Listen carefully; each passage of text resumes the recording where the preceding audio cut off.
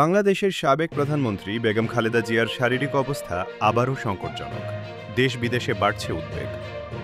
তার ছেলে জানিয়েছেন, খালেদা জিয়ার দেশে ফিরতে না পারা পুরোপুরি তার নিজের সিদ্ধান্ত নয়। চিকিৎসা, নিরাপত্তা ও রাজনৈতিক জটিলতা মিলিয়ে পরিস্থিতি অত্যন্ত সংবেদনশীল। দীর্ঘদিন ধরে তিনি লিভার ও অন্যান্য জটিল রোগে ভুগছেন। চিকিৎসকেরা বলছেন, তার অবস্থা স্থিতিশীল নয়, নিয়মিত পর্যবেক্ষণের প্রয়োজন।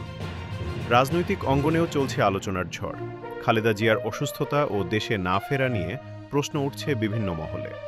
সম্প্রতি বর্তমান প্রধান উপদেষ্টা ও বিশিষ্টজনেরা তার অবস্থা জানতে যোগাযোগ করেছেন। তবে চিকিৎসা ও দেশে ফেরার সিদ্ধান্ত এখনও অনিশ্চিত। সামাজিক মাধ্যমে দেখা যাচ্ছে মিশ্র প্রতিক্রিয়া।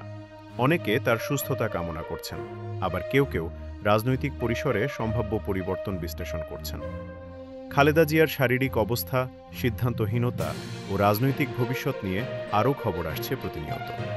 আপডেট পেতে আমাদের সঙ্গে থাকুন।